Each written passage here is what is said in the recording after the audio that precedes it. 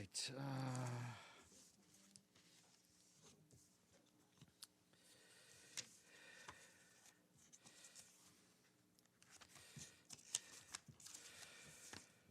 All right. Well, we've all been waiting for the Messiah for a long time, but while we continue waiting, I have a very important senior personnel announcement for you. Today, the Secretary General is appointing Staffan de Mistura of Italy as his personal envoy for Western Sahara. He succeeds Horst Köhler of Germany, who completed his assignment on May 22nd of 2019. The Secretary General is grateful for Mr. Köhler's steadfast and intensive efforts, which laid the foundation for new momentum in the political process on Western Sahara. The new personal envoy will provide good offices on behalf of the Secretary General. He will work with all relevant interlocutors, including the parties, neighboring countries, and other stakeholders, guided by Security Council Resolution 2548 and other relevant resolutions. I don't have to tell you that Mr. de Mistura brings many decades of experience in diplomacy and political affairs. A lot more information on his past in a note that is being sent out. And in a very short while, I will be joined by Mary Ellen McGroarty of the World Food Programme.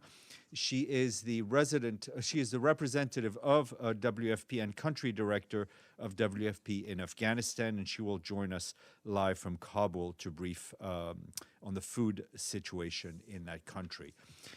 And keeping on Afghanistan, in a statement released today, several representatives of UN agencies and humanitarian non-governmental organizations in Afghanistan have stressed that we are in a race against time to deliver life-saving aid to crisis-affected people, as well as to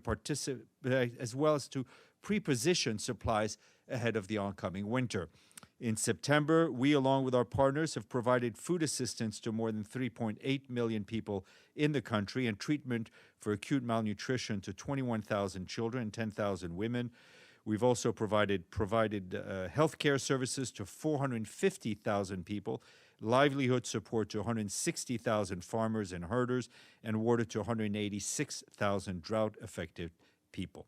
The humanitarian community in Afghanistan is committed to delivering unconditional aid to millions of people. To do that, pledges and commitments by donors must urgently be turned into reality.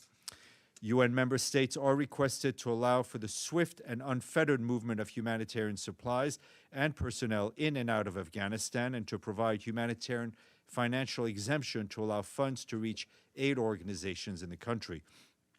The flash appeal that was launched last month is only 35% funded. The full statement is available on OCHA's website, and of course you'll hear more on the situation from Ms. McGroarty. And for its part, the Education Cannot Wait campaign, which is the UN's global fund for education in emergencies and protracted crises, announced a $4 million first emergency response grant in Afghanistan. The new investment will provide 38,000 internally displaced girls and boys with access to quality, flexible learning opportunities and psychosocial support. And as a reminder, 9:30 a.m. tomorrow, the Secretary General will join Dr. Tedros of the World Health Organization in a virtual press conference on WHO's new global COVID-19 vaccination strategy. We shared the login details of that press conference, which will be hosted out of Geneva, with you a short while ago. And at 3 p.m. this afternoon, the Secretary General will speak at the Security Council's open meeting on peace and security in Africa. That's the agenda item. He will focus, of course, on Ethiopia. We hope to share his remarks with you shortly. Earlier today, the Security Council held a briefing on small arms with a focus on the need to address the threats posed by their illicit flows in the context of peace operations. Our High Representative for Disarmament Affairs, Izumi Nakamitsu, reiterated the need for including this issue across the work of the Security Council. The illicit flows of small arms and light weapons, she said, can worsen or sustain conflicts dynamics and render arms embargoes ineffective, endanger peacekeepers, humanitarian workers, and local population. It can also complicate the achievements of peace agreements. Ms. Nakamitsu also encouraged Security Council members to integrate the weapons and ammunition management considerations in the work on conflict prevention. Her full remarks have been shared with you.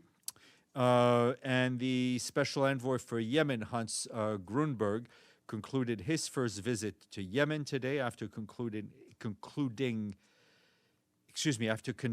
extensive meetings in Aden. Mr. Grunberg met with the Yemeni Prime Minister, Ma'in Abdul Malik, the governor of Aden, Ahmed Lamlas.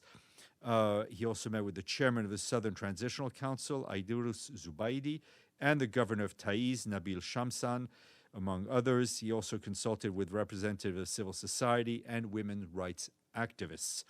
In his meeting with the Prime Minister, Mr. Grunberg welcomed his return to Aden and stressed the importance of the full implementation of the Riyadh Agreement to support stability and functional state institutions. He also discussed the deteriorating economic situation and challenges of delivery of basic services. He said there is an urgent need to work towards an inclusive political settlement that comprehensively ends the conflict and allows Yemen to recover and develop. In his meetings, Mr. Grunberg emphasized that his commitment to inclusivity as a necessity for the sustainability of peace.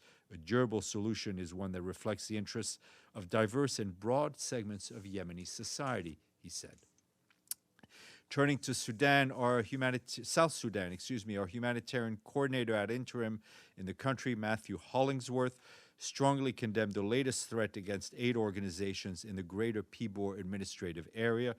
He called for authorities and communities to ensure the safety and security of humanitarian workers. On Monday, a letter reportedly from a youth group in Pibor was issued demanding that at least 30 humanitarian workers leave the area within 72 hours. Yesterday, more than 80 humanitarian workers were relocated from the greater Pibor administrative area. Aid activities have been suspended for 48 hours, except for critical activities that must continue to save lives and will only resume when it is deemed to do so. This latest incident of interference will impact help given to more than 100,000 of the most vulnerable people in the Pibor area. We, along with our partners, are working with the authorities there, as well as Juba, to seek a joint resolution. Since the start of the year, aid workers have been threatened and attacked by youth in Renk in Upper Nile and Torit in eastern Equatoria, among other places. These attacks have led to the suspension of humanitarian activities and the relocation of workers. And the UN peacekeeping mission in the Central African Republic said today it condemned in the strongest terms the attack that took place yesterday in Machika, located about 15 kilometers from Bambari. The attack resulted in the death of civilians. Others were wounded. UN peacekeepers were dispatched to the site of the attack to collect more information about the incident and to ensure the protection of civilians. The UN mission calls on the government to initiate an investigation into the incident so perpetrators can be identified and brought to justice. And lastly, this just came in to us a short while ago. The World Health Organization announced it is recommending widespread use of a malaria vaccine for children in Sub-Saharan Africa and in other regions. The recommendation is based on results for an ongoing pilot program in Ghana, Kenya, and Malawi that has reached more than 800,000 children since 2019. In a statement issued a few minutes ago, Dr. Tedros, the head of WHO, described this as a historic moment. He said, "We are using the vaccine on top of existing tools to prevent malaria, could save tens of thousands of young lives each year." Speaking of young lives, James. Firstly, Mr. de Mistura's appointment to the Personal Envoy job. Been 2.5 years, more than 2.5 years since that job has been unfilled. Does it signal a new impetus by the Secretary-General on that file? Well, it's clearly a positive signal that after 2 years, if not more, as you mentioned, I think 13 names, that we're able to come through with a name to nominate somebody officially and to have him take office, which I think he'll do so November 1st. I would say it's a positive, it's a move in the right direction. As for the greater issues regarding the situation there, let's wait and see. And a follow-up from yesterday, I asked you about tension between Taiwan and China. What is the Secretary-General's reaction? How worried is he? I will just say that it is a situation that we are following closely. those are the only comments you have? I mean, at this point, yes. The Taiwanese defense minister says it's the worst situation in 40 years. The White House says China is carrying out provocative action. Does the Secretary General have anything else to say on this situation that clearly is concerning many in the world? I will leave it at that for the moment. Does he have anything to say then on the fact that the Chinese top foreign policy official and the US Secretary of State are currently meeting in Zurich? Do you have any comments on that meeting? We hope that it will be a positive and fruitful meeting between China and the US. Okay. Yes, Alan. Thank you, Stéphane. I'm sorry, there were some media reports that allegedly Taliban asked the UN mission in Afghanistan for $90 million to resolve some debt issues with electricity. Can you comment on this? Is that true? Can you confirm it? Will you provide this money? No, we've seen these media reports. UNAMA has not received any requests from any Afghan entity to make any payments regarding energy, which is what the report cited. Majid. Thank you, Stefan. It's good to see you again. Nice to see you. My question is about a comment by Iranian Foreign Minister about resumption of the Vienna negotiations. He didn't specify a date, but do you have any reactions for that? And has Secretary General had any discussions with either any of the parties of the Vienna talks? I'm not aware of any specific discussions about the Vienna talks that the Secretary General has had. As you know, we're not a party to the JCPOA, but we do strongly support the agreement as a major diplomatic achievement. Okay, unless, let me see, I have any questions in the chat. I mean, I like the sound of my own voice, but that may be a little too much.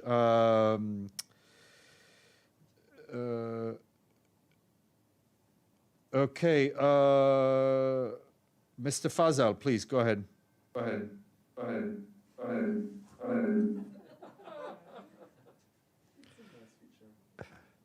Maybe if I could ask the engineers to remove me from the large screen in the back. I mean, I like to hear myself and look at myself, but that's too much. I feel like I'm talking to myself.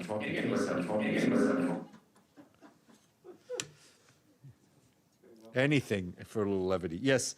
Go ahead, Mishfikul, please.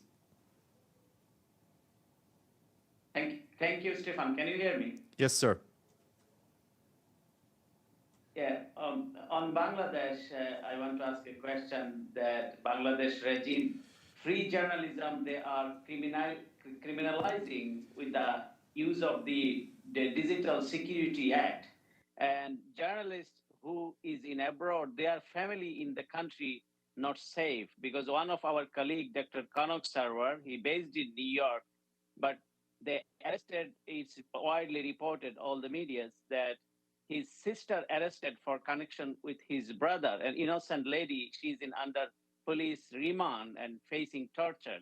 So you and I raise anytime and you are expressing your concern for many times. So what's your comment on that? I'm not aware of this particular case, but as you know, wherever in the world we stand for freedom of the press and the ability to their journalists to do their work in the four corners of the earth, everywhere.